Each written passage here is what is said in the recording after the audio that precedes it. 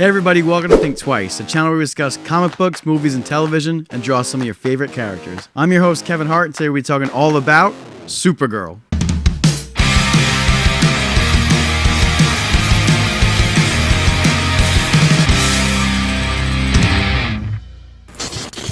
Stick around to the end of the episode to see how a drawing of the MAIN MAN Lobo came out, and if you like what you see, subscribe to the channel for more content. Supergirl is the second official film in this brand new James Gunn DC universe, starring Millie Alcock and Jason Mamoa, and directed by Craig Gillespie, who I know from Disney's Cruella. I really enjoyed that film. I thought it was one of the more fresh and original and smart Disney live-action films, so I was pretty excited for that, knowing that he was the director of this film. Although the trailers never really did anything for me, even the character Supergirl in general has never really appealed too much to me, even though Superman is one of my favorites. I was still relatively excited for this film, although a little hesitant. Unfortunately, I did not like this movie as much as I wanted to, but with everything, there's good and the bad and the ugly, so let's get into what I liked first. Some credit where credit is due. I definitely enjoyed the practical effects of these alien designs and the costumes and the sets. That was all very creative to me. I really enjoyed this whole Thor Ragnarok and Guardians of the Galaxy vibe, aesthetic. Colorful, very vibrant, at least in the first act of the film, and then it kind of fades. We'll get into that to the bad. Right off the bat, the star of this film, Millie Alcock as Kara Zor-El, Supergirl, I thought she did a fine enough job. Admittedly, I still like the CW Melissa Benoist, who played Supergirl. I thought she did a pretty good job on that show, to be honest. I know that this film was originally announced as a live-action adaptation of the very popular DC comic book Supergirl Woman of Tomorrow, written by Tom King, with the artist Bilquis Evely, and amazing colors by Mateos Lopes. I still think that comic book is a little overhyped in the pantheon of world's greatest comic books, especially in DC, but it's definitely a enjoyable ride. It absolutely trumps this movie, I'll tell you that much. So that was kind of like the appeal, to see how it would translate on the live action side of things, and unfortunately it never ever reaches that potential. There's definitely elements that are borrowed from it, but in the most lazy of ways, I feel. Easily the best part of the film is Jason Mamoa, formerly Aquaman in the DC Extended Universe, is now playing Lobo, the main man, this bounty hunter, who is a very cool character. He brought much needed life to this overall stale story. His comedic bits worked for me. Every time he was on screen, I had fun, which the film for me was sorely lacking. Seeing the Space Hog, his dirt bike, live action was an awesome moment. Even a couple of people clapped in the theater. That was really awesome to see. I felt like they could do a little bit more with him, although it didn't want to trump Kara's story. Definitely hoping and excited to see him going forward in the DC universe. I would love to see his interactions with David Cornsweat's Superman. I thought the Krypton elements and that backstory was really interesting and intriguing to see play out, because we didn't get too much of that in the 2025 Superman film besides the message, which still irks me, but we got to see Kara's parents, and seeing that interaction with her dad and her not wanting to leave them, knowing that they'd just be floating on to their deaths with the introduction to kryptonite, which I thought was really cool. That was a little heartbreaking. I was really hoping to see by the end of the film a Brainiac, a skull-like ship approach that floating city, the last city of Krypton, and kind of be a post-credit scene and go further into this expansion of Man of Tomorrow, and they never really went there. Speaking of Kal-El, I thought the David Cornsweat Superman cameos, those were pretty exciting to see. Thoroughly enjoyed the 2025 Superman. I had a magical experience with that film. Unfortunately, this film never reaches those heights, but every time David Cornsweat was on screen, I thought his charm worked. I thought it was funny elements of this cousin relationship and this kind of finding the only surviving element of his planet. I thought that was cool, and really could have been dived upon a little bit more as well. I still love his portrayal of Superman, although I'm a little concerned that they're trying to make him a little too comedic, too innocent, or they're poking fun at him. I don't want him to become like a beefed up version of Jim from The Office.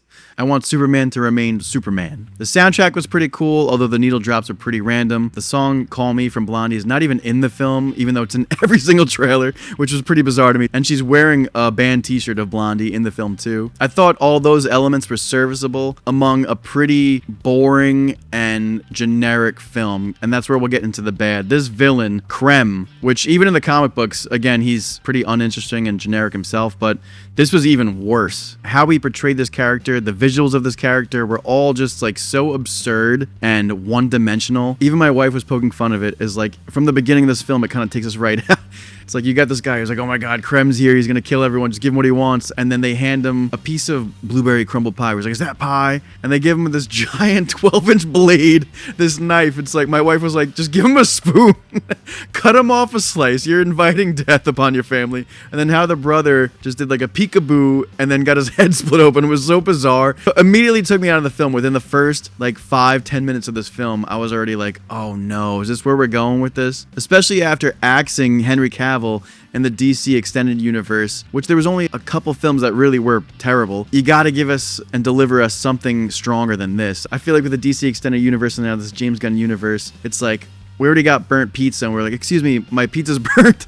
I wanted a good pizza. And they're like, oh, we'll take care of it for you. We'll be right out. And they bring me another burnt pizza and hand me a bill for 2 burnt pizzas. I feel like I'm getting screwed here. I just want a good pizza. And I feel like this has to justify going in this brand new direction. These films need to deliver. They cannot afford to lose, honestly. I don't think this film does a good enough of a job and have us be invested. I was into the vibrant colors of this Thor Ragnarok, this Guardians of the Galaxy look for the first act of the film. And then all of a sudden, this film becomes like one of the ugliest films, from going to like awesome practical effects and sets to like nasty looking CGI, stiff looking choreography with the flight scenes. I don't know why we can't figure out cool dynamics of Superman and Supergirl to look visually awesome with today's technology. I really don't get it. And just at the drop of a hat, this film becomes like a CW version of Mad Max or Thor the Dark World, and I just really did not care for the visuals from the second and third act. And the actress that played Ruthie, she did a good job, but the character is irrelevant to the DC universe in general, I feel. But I guess with the overall arc of Kara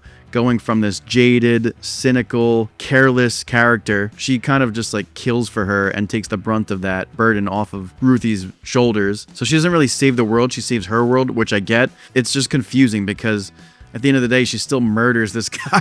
Even though obviously deserved, it's still like, all right, we want to look up to these heroes. We don't want them just to be dark. I know that she separates herself from Clark, that he sees the good in everyone and I see the truth. That was a cool line. But we still need to be inspired and look up to these characters. It kind of conflicts me, like, what message does that send? You know what I'm saying? This is a relatively short film, but for me, it drags a little bit because it never really grabbed me. The whole movie I was waiting for it to start. It's just there. There's no end credit scene that will bridge the gap of this movie to Man of Tomorrow, although they kind of had this brief interaction with Clark and Kara at the end, which I thought was a fun way to end it. But the movie just kind of ends and there's no energy I feel from this film, where I left Superman with punk rocker and I was like, I want to be good, I want to be kind, I want to change the world in the ways that I can. I'm inspired. They finally got this bright, optimistic, much needed hopefulness out of this movie, to where this movie is just like, wait, is it cool or not cool to be kind? Because the car is kind of like dumping on Clark. So which one is it? My favorite scene though has got to be the final fight of the film. Jason Mamoa as Lobo with the space hog